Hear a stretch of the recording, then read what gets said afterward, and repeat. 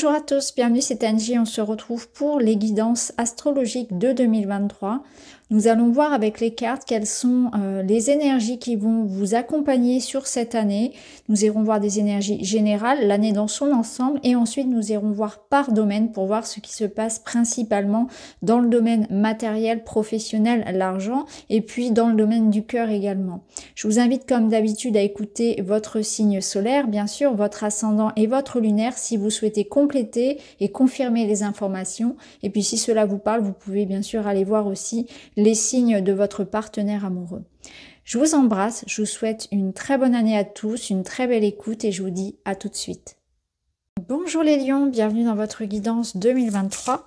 Nous allons voir ensemble quels sont les messages pour vous, les événements, les conseils des cartes. Vous avez l'énergie ici de la stabilité affective.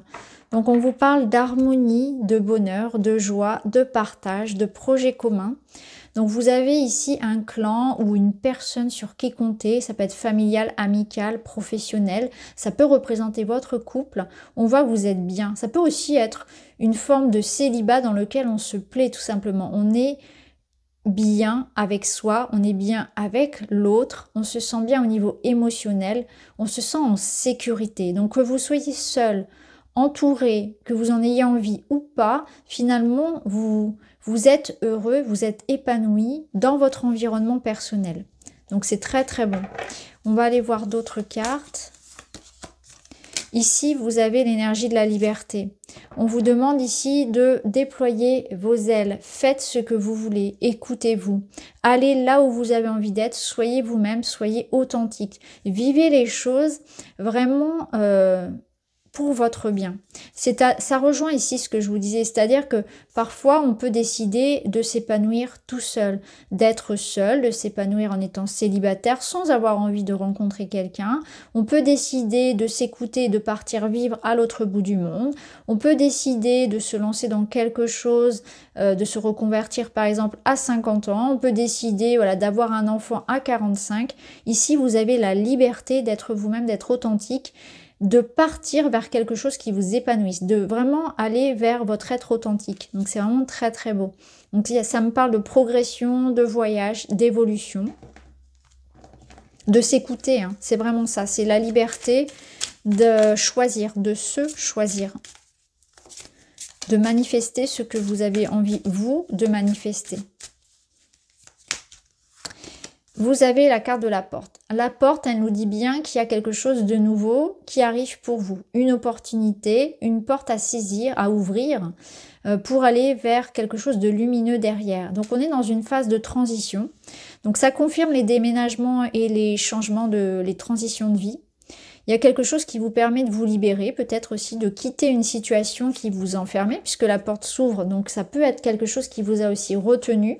Et là, on sent que cette année, eh bien, voilà, vous allez vers quelque chose qui vous correspond et qui vous épanouit, qui vous offre cette opportunité de bonheur et de joie. On va voir avec le Witchy ce que ça vous dit. Ouais, on a le lys. Le lys, c'est le succès, la réussite, la paix, l'officialisation de quelque chose, c'est l'harmonie. Donc ça nous confirme cette stabilité. Donc là, on peut avoir une belle opportunité amoureuse, une belle opportunité personnelle ou professionnelle, matérielle. On a des choses qui s'officialisent, qui s'ancrent, qui nous apportent beaucoup de joie et de sérénité. Le lys, c'est la réussite, c'est la reconnaissance. Donc cette porte, elle vous ouvre vraiment vers la réussite, le bonheur, la paix aussi. Allez, on va voir avec le tarot de Marseille ce qu'il a à vous dire pour votre année. Vous avez l'énergie de la transformation. Donc, il y a une page qui se tourne. Hein. Cette porte, elle confirme bien que vous laissez derrière vous quelque chose ou quelqu'un. Et vous allez vraiment dans une énergie nouvelle. On doit couper avec des anciens schémas pour aller vers quelque chose de nouveau. Donc, on a une transformation par rapport à une union, par rapport à un contrat. On a une validation aussi de la vie, de l'univers.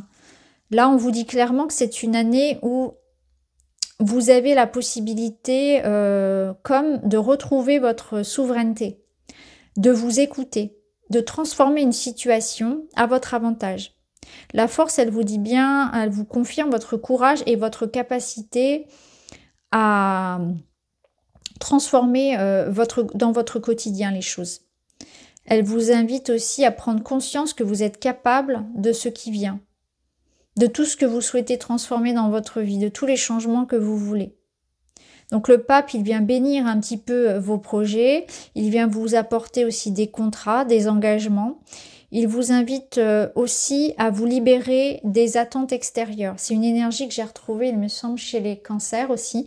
Une invitation vraiment à être libre, à s'écouter, à pas avoir peur de sortir des sentiers battus, de pas faire comme tout le monde, de pas avoir peur de rompre avec les conventions, avec le qu'en dira-t-on, avec la bien-pensance et de s'écouter soi.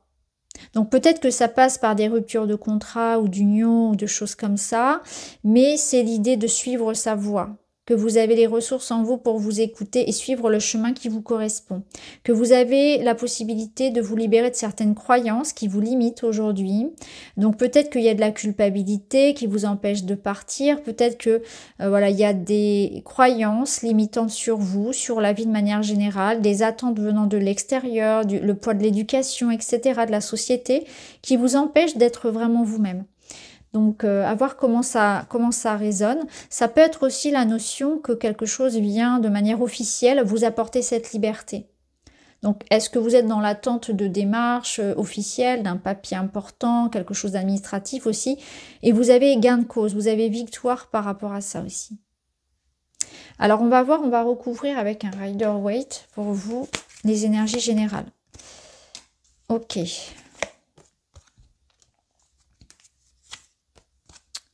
Alors là, on a l'impression qu'effectivement, vous vous battez pour quelque chose, vous vous protégez.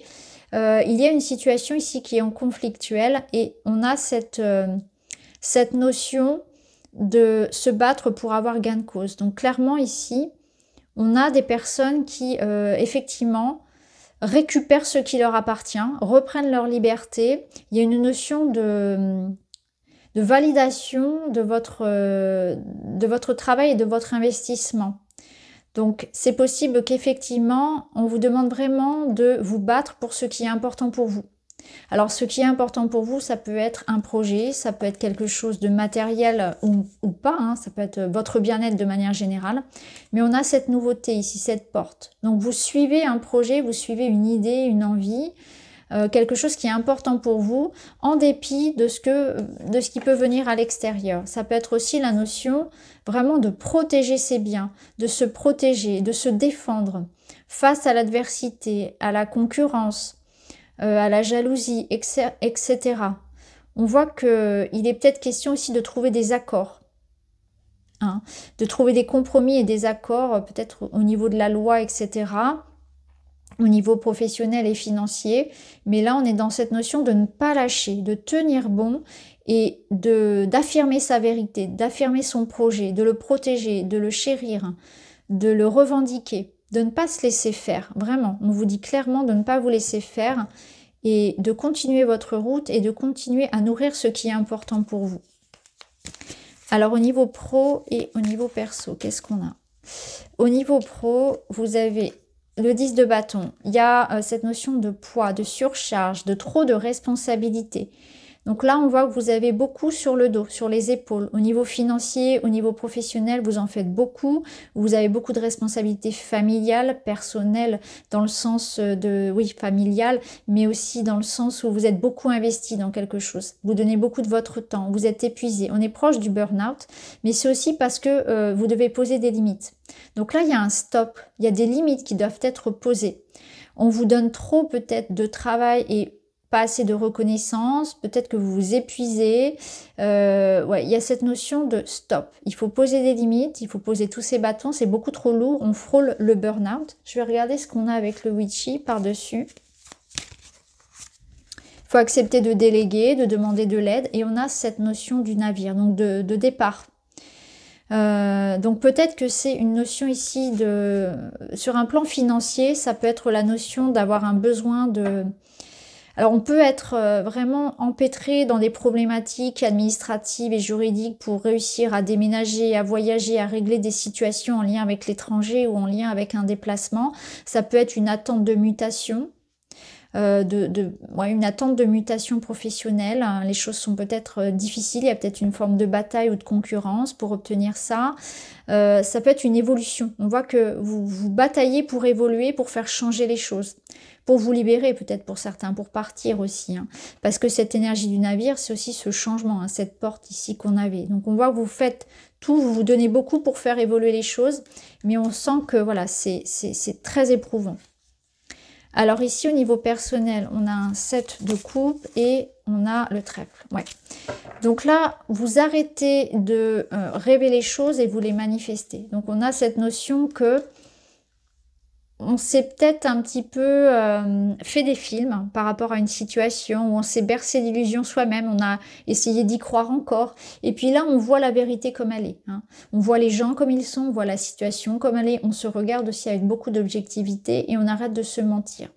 Ça peut nous parler aussi pour les célibataires d'avoir beaucoup de choix. Là, on est très sollicité, on a beaucoup de rencontres.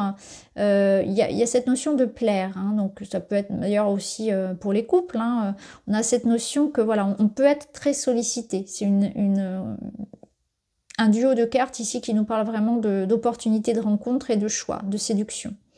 Mais il y a quand même cette notion avec le 7 de coupe, de voir les choses comme elles sont, de pas s'illusionner, de pas se voiler la face. Ça reste quand même quelque chose où il faut aussi diriger son énergie, il faut faire un choix. Il faut être objectif et arrêter de rêver la vie et arrêter d'idéaliser peut-être aussi quelque chose qui n'est plus qu'il n'était ou qui n'est pas ce que nous idéalisons. Donc on revient à quelque chose de concret, de réel. On arrête de se voiler la face, on arrête de se disperser, on voit les choses comme elles sont, y compris son couple. Donc peut-être qu'il y a une forme de fuite. Et là, on se donne cette notion de chance. Le trèfle, c'est la chance, c'est l'optimisme. C'est se dire qu'il faut vraiment essayer cette année de, par exemple, se donner la chance de reconstruire son couple ou se donner la chance de construire avec quelqu'un, donc on s'engage, on arrête de papillonner, on s'engage, ou bien on arrête de faire comme si les choses allaient bien et on prend les choses en main. Ça peut être ça également. On arrête de faire semblant, on arrête de rêvasser et on se focalise sur le concret, sur ce qui est à faire. Il y a une forme peut-être aussi de désillusion, de vérité à voir. Ok, alors on va voir maintenant des petits messages. Vous avez l'équilibre, stabilité, fondation, trouver son point d'équilibre physique et émotionnel. Donc c'est une année effectivement qui vous redonne une stabilité affective. On a cette notion de mouvement qui est très présente, donc d'harmonie qui revient. Ça passe par une forme de bataille, il faut s'accrocher, il faut regarder les choses en face, ne pas se voiler la face, affronter des situations, tenir bon et protéger vraiment ce en quoi on croit. Si vous croyez en votre projet professionnel ou de voyage, etc., battez-vous jusqu'au bout pour avoir gain de cause. Si ça concerne votre couple ici, où il y a de la jalousie, où il y a des choses à régler aussi, il faut vraiment regarder les choses en face, il ne faut pas faire comme si tout allait bien. Il faut vraiment se dire, il y a quelque chose qui doit changer. Il faut voir les choses vraiment de manière très très objective. Ça va être important pour vous. Alors, petit message pour finir, le sanglier. J'ai la puissance nécessaire pour prendre ma juste place et imposer le respect. C'est exactement ça. Imposer le respect, j'ai la puissance nécessaire, c'était cette force pour prendre ma place et imposer le respect, que ce soit dans le travail, en famille, peu importe. Il y a cette notion ici de j'ai la puissance nécessaire pour prendre ma juste place et imposer le respect. Une très belle année pour vous les lions, j'espère que ça vous parle. Je vous embrasse et je vous dis à très vite.